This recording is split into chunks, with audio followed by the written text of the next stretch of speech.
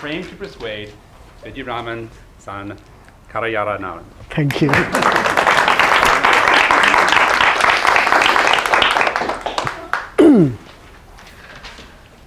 Imagine you're sitting on your couch, having a bottle or a glass of your favorite beer, and looking at the TV.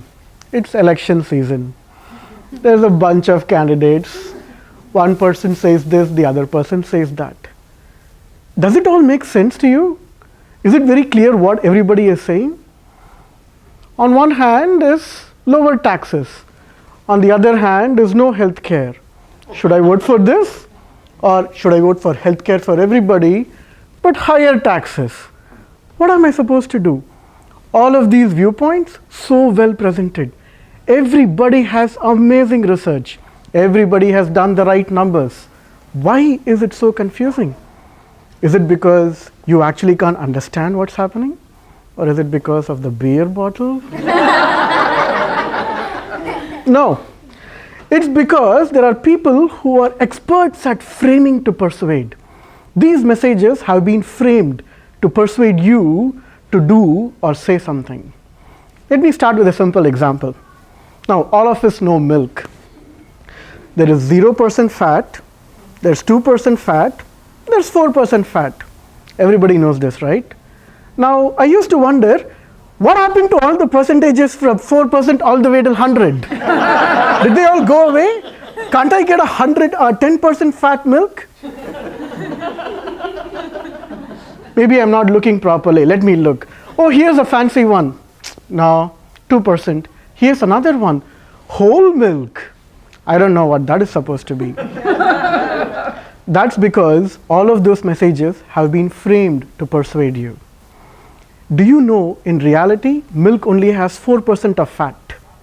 So when people say, this milk is 0% fat, they didn't reduce it from 100% down to 0%. They reduced it from 4% down to 0. Now, when they talk about 2% fat, they reduced it from 4% to 2%. But the message has been framed to persuade you to buy it because, well, 2% fat sounds much better than 50% of the original percentage that's already there, right? And 4% milk, you could say that, but come on, doesn't whole milk sound good? Isn't it wholesome food? Why? That's the message to persuade you to buy it. Now, you might be thinking, well, this is just coming out right this point. It's not really true. This action of framing a message to persuade has been there for a long time.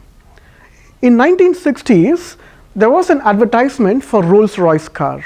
Now, you might think Rolls-Royce, amazing engineering, right? You might think Rolls-Royce, luxury, right? Now, this advertisement read as follows. At 60 miles an hour, the only sound you will hear in this car is the sound of an electric clock. Tick tock, tick tock. In 1960s, do you know what the reaction of a person would be when they saw this? The first reaction would be, wow, it has an electric clock!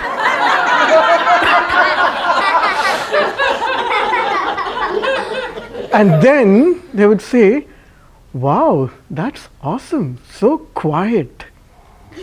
The message has been framed to persuade them, to tell them about the quality, the engineering that goes inside the car.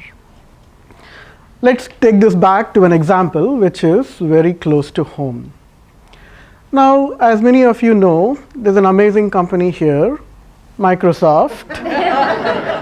And there are other companies, Apple.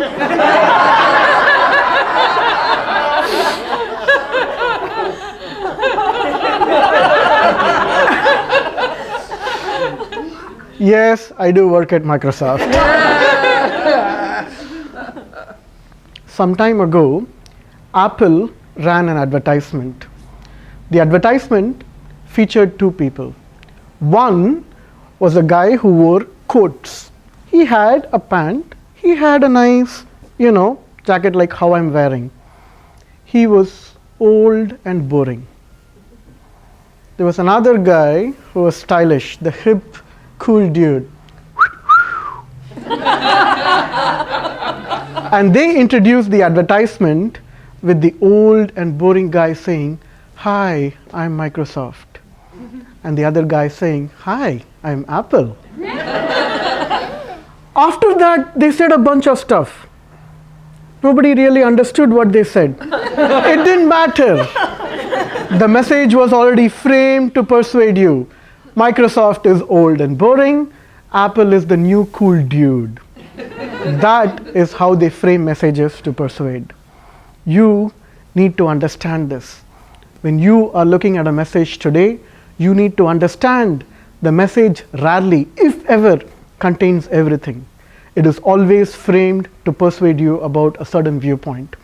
You need to understand this. You need to dig deep into this particular message. You need to understand. So, it's election season. When somebody tells you that candidate is pro-choice, that's not the complete story. When somebody tells you that candidate is something else, that's not the complete story either. The next time you sit in front of a couch and you're watching your election debate and you're watching the candidate say something, grab a glass, not of beer, put some milk in it, and as they make their point, take a sip and say, "Hey, that's 2% milk." Mr. Toastmaster. Okay.